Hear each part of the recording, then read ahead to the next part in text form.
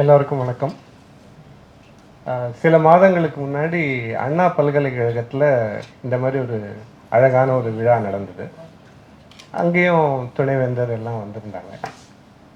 அப்போ ரமேஷ் வந்து நீங்கள் ஏதாவது சில வார்த்தைகள் சொல்லுங்கள் அப்படின்னாரு. தோணுனதை சொன்னேன். அப்புறம் வந்து அதையே நீங்கள் இங்கேயும் வந்து சொல்லணும் அப்படின்னாங்க. ஸோ தான் யோசித்தேன், அந்த பெட்ரோமேக்ஸே தான் வேணும் அப்படின்னு சொன்னதுனால அதை சொன்னதெல்லாம் கொஞ்சம் ரிகலெக்ட் பண்ணி கோர்வையாக சொல்ல முயற்சிக்கிறேன். அதுக்கு முன்னாடி அக்ரிக்கும் எனக்கும் உள்ள ஒரு அழகான தொடர்பு. நான் படித்தது இங்கேருந்து கூப்பிட தூரத்தில் இருக்க ஜிசிடி. ஜிசிடியில் தான் நான் என்னோடய இன்ஜினியரிங் முடித்தேன். 94 பாஸ் அவுட். இந்த ஜிசிடி படிக்கிறப்ப இந்த ஆனுவல் ஸ்போர்ட்ஸ் டே இங்கேயும் நடக்கும், கண்டிப்பாக இங்கேயும் நடக்கும், எல்லா கல்லூரிகளிலும் நடக்கும். பொதுவாக இந்த ஆனுவல் ஸ்போர்ட்ஸ் டேயில் வந்து இறுதி ஆண்டு மாணவர்கள் தான் கோப்பை வெல்வாங்க, அந்த சுழற்கோப்பை. நாங்கள் தேர்ட் இயர் படிக்கிறப்ப we were really leading, very unusual, but we were very strong competitive batch எங்களுது 94 பேட்ச். ஸோ அதுக்கு கடைசியாக ஒரு போட்டி இருந்தது. அது என்னன்னா அணிவகுப்பு, மார்ச் பாஸ்ட். அந்த மார்ச் பாஸ்ட்டுக்கு நிறைய பாயிண்ட்ஸ் உண்டு. We were neck and neck, so whoever wins the march past will win the rolling shield, அந்த சுழற்கோப்பையை ஜெயிச்சிடுவாங்கன்னு. இரவோட இரவா எங்கள் பேட்ச் மக்கள் அக்ரி மக்களை கான்டாக்ட் பண்ணாங்க. அக்ரி மக்களை கான்டாக்ட் பண்ணி, ஏன்னா மார்ச் பாஸ்ன்றது அதுக்கு சில நுணுக்கங்கள்லாம் உண்டு, கரெக்டான சீருடை வேணும், அது எப்படி பண்ணணும் என்ன பண்ணணும்னு சொல்லி. ஸோ அக்ரி மக்களை கான்டாக்ட் பண்ணி அந்த சீருடையெல்லாம் வாங்கி அந்த மார்ச் பாஸ்டில் நாங்கள் செஞ்சு third year one the first place and the trophy as well. So இது வந்து இது இப்போ நினச்சி பார்க்குறேன், இதெல்லாம் வந்து 30 வருஷத்துக்கு முன்னாடி நடந்த ஒரு விஷயம். நேற்று நடந்தது மாதிரியே இருக்குது. ஆனால் நேற்று நான் மார்னிங் என்ன சாப்பிட்டேன்னு சொன்னால் என்னால் டக்குன்னு நினைவு கூற முடியாது. இதுதான் கல்லூரி வாழ்க்கையோட அழகு. எத்தனை வருஷமானாலும் அது நினைவிலே நிற்கும். ஆனால் அது நினைவில் நிற்கிறப்ப அது உங்களுக்கு மகிழ்ச்சியை தருதா, இல்லை இன்னும் நிறையா செஞ்சுருக்கலாமோ அப்படின்ற ஒரு விரக்தியை தருதான்றது உங்கள் கையில் தான் இருக்கு.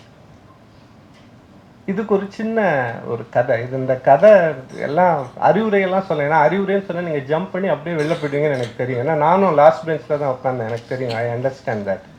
ஸோ சில செய்திகளாக சொல்கிறேன், கதைகளாக சொல்கிறேன், நீங்கள் புரிஞ்சுப்பீங்க. இது நம்ம சின்ன வயசுலேருந்தே கேட்ட கதை தான், ஒன்றும் புதுசாக எதுவும் இல்லை. பாரதத்தில் வர ஒரு கதை.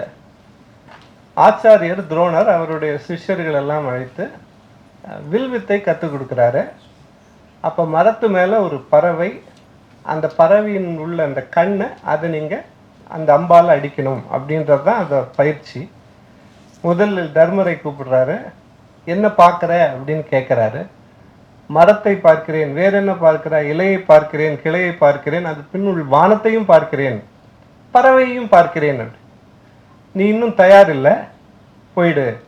அடுத்தவனை கூப்பிட்றா, துரியோதனை கூப்பிட்றா, நீ என்ன பார்க்குற, அவனும் அதே சொல்கிறான், பறவையை பார்க்கிறேன், கிளையை பார்க்கிறேன், இலையை பார்க்கிறேன். பீமன் அதே மாதிரி சொல்கிறான். அர்ஜுனன் வருகிறான், நீ என்ன பார்க்கிறாய், பறவையின் கண்ணை பார்க்கிறேன், வேற என்ன தெரியுது, எனக்கு வேற எதுவுமே தெரியல, கிளை அதெல்லாம் எனக்கு தெரியல, பறவையே தெரியல, பறவையின் கண் மட்டுமே எனக்கு தெரிகிறது. அப்போ அவர் சொல்றார், நீ தயாரா இருக்கிற, இப்ப நீ வந்து அந்த அம்பை எய்து விடு. அவன் அம்பை எய்கிறான், அந்த பறவையின் கண்ணில் அது படுகிறது. இது வந்து அர்ஜுனன் ஒரு சிறந்த வில்வித்தை, அது எல்லாருக்கும் தெரியும். அதுல நமக்கு ஒரு வாழ்க்கை பாடமும் அமைஞ்சிருக்கு. நம் குறிக்கோள், இலக்கு, அந்த இலக்கை நோக்கி போறப்ப அந்த இலக்கு மட்டுமே நமக்கு கண்ணுக்கு தெரியணும். இந்த ஃபோக்கஸ் கொஞ்சம் செதறிடுச்சுன்னா பாதை மாறிவிடும், அது மகிழ்ச்சியை குலைத்து விடும். அதனால தயவு செய்து அந்த ஃபோக்கஸை இழந்துடாதீங்க. இது ஒன்று. நான் இலக்கு குறிக்கோள்னு சொல்கிறப்ப அடிப்படையில் ஒரு விஷயம் நமக்கு தெரியணும். குறிக்கோள் இலக்கு நமக்கு விருப்பமானதாக இருக்கணும், அறம் சார்ந்து இருக்கணும், அது நமக்கும் சமுதாயத்துக்கும் பயனுள்ளதாக இருக்கணும். அதுதான் குறிக்கோள். அது இல்லாமல் வேற குறிக்கோளாக இருக்க முடியாது. ஸோ குறிக்கோள்ன்றது நம்ம விருப்பப்பட்டதாக இருக்கணும், அது அடிப்படை. இன்னொரு சின்ன கதை. இப்போ குறிக்கோளை நோக்கி நீங்கள் நகர்ந்துட்டு இருக்கீங்க.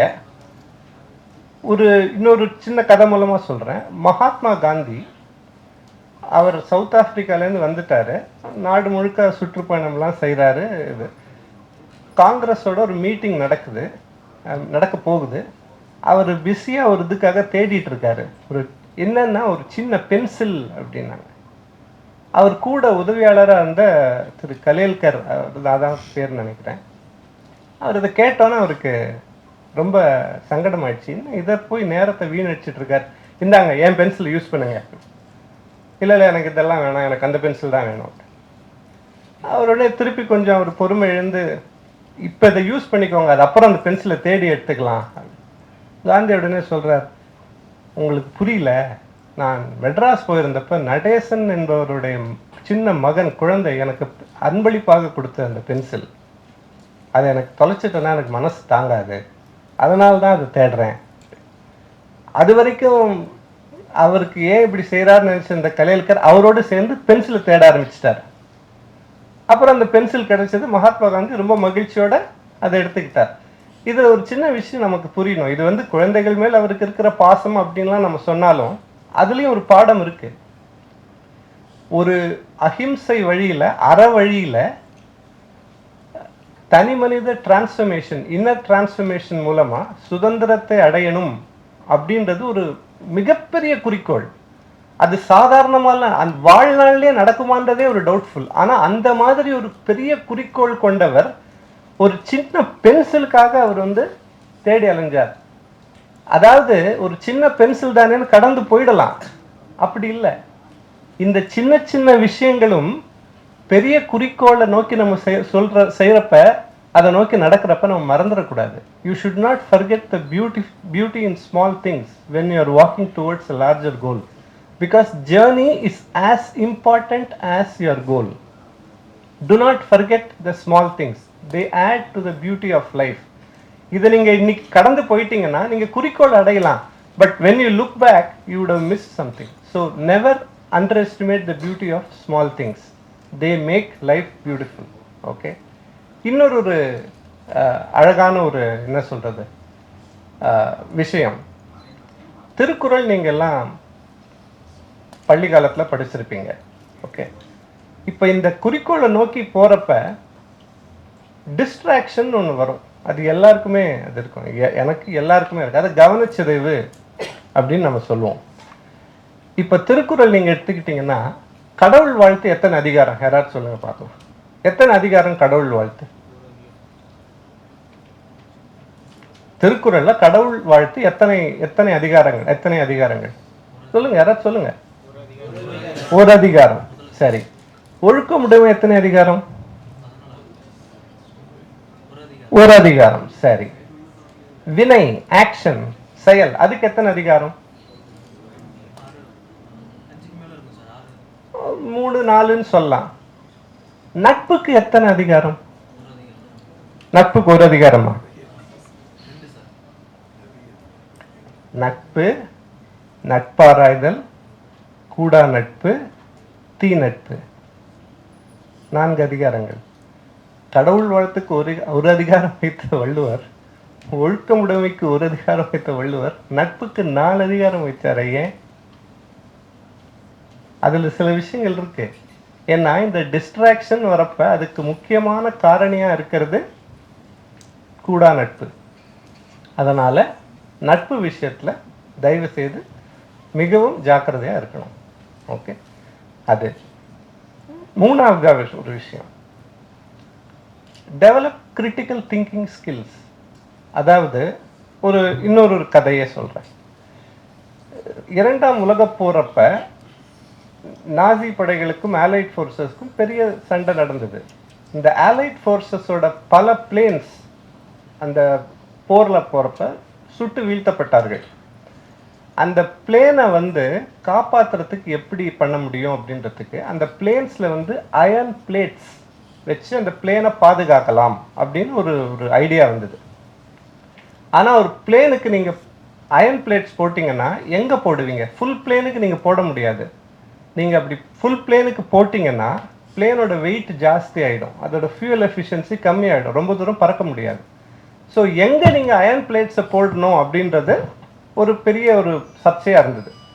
அப்போ ஒருத்தர் சொன்னார், அங்கே போன பிளேன் 50% அடிபட்டு விழுந்தாலும் நமக்கு திரும்பி வந்த பிளேன்ஸ் ஒரு 50% இருக்கு. அந்த பிளேன்ஸை ஸ்டடி பண்ணுங்க, அதில் எங்கே அடிபட்டிருக்குன்னு பாருங்க, அந்த இடத்துல மட்டும் நீங்கள் அயன் பிளேட்ஸ் போடுங்க. உதாரணத்துக்கு ரெக்கையில் நிறைய அடிபட்டிருக்குன்னா ரெக்கையில் நீங்கள் அயன் பிளேட்ஸ் போடுங்க, அது பாதுகாப்பாக இருக்கும். இது ஒரு நல்ல ஐடியா அப்படின்னு சொல்லிட்டு எல்லாம் யோசிச்சப்ப இன்னொருத்தர் சொன்னார், நீங்கள் சொல்கிற அந்த பிளேன்ஸ் எல்லாம் திருப்பி இங்கே வந்துருச்சு, அது ரெக்கையிலே அடிபட்டிருந்தாலும் அது திரும்பி இங்கே வந்துருச்சு. ஸோ அப்போ நீங்கள் ரெக்கையில் போடக்கூடாது, நீங்கள் மற்ற இடங்களில் போடணும். ஏன்னா அந்த பிளேன்ஸ் தான் சுட்டு அந்த பக்கமே வீழ்த்தப்பட்டது. இவர் அப்படியே கவுண்டராக சொல்கிறார். இவர் என்ன ஆக்சுவலாக அவர் சொல்கிறாருன்னா, he has developed critical thinking skills. ஒரு பயஸ், சர்வைவர்ஷிப் பயஸ் அப்படின்னு சொல்கிற ஒரு பயஸை அவர் ரிமூவ் பண்ணிட்டு தீர்க்கமாக யோசித்து ஒரு அழகான ஒரு கருத்தை சொல்லி அதன் மூலமாக அவங்க அதே மாதிரி செய்கிறாங்க, போரில் ஜெயிக்கிறாங்க. இதெல்லாம் கிரிட்டிக்கல் திங்கிங்னால வந்த ஒரு மிகப்பெரிய வெற்றி. ஸோ இந்த கிரிட்டிக்கல் திங்கிங் ஸ்கில்ஸை நீங்கள் தயவு செய்து வளர்த்துக்கோங்க. 4வது ஒரு விஷயம், கேங்கர் ஆஃப் அன்ட்ரூத், அதாவது மகாத்மா காந்தியுடைய சத்திய சோதனையில் அத்தியாயம் 19 கேங்கர் ஆஃப் அன்ட்ரூத் அப்படின்ற ஒரு சாப்டர் இருக்கு.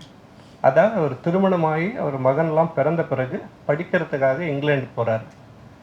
இங்கிலாந்து போகிறப்ப அங்கே இந்தியாவிலேருந்து வந்த பல பேர் அவங்க என்ன சொல்லுவாங்கன்னா, அவங்களோட மனம் நாங்கள் திருமணமானவர்கள் அப்படின்ற உண்மையை மறைச்சிடுவாங்க. அது பொதுவாக நடக்கிறது. அங்கே இருக்கிறவங்களோட பழகிறதுக்கு அந்த மாதிரி அவர்கள் உண்மையை சொல்வதில்லை.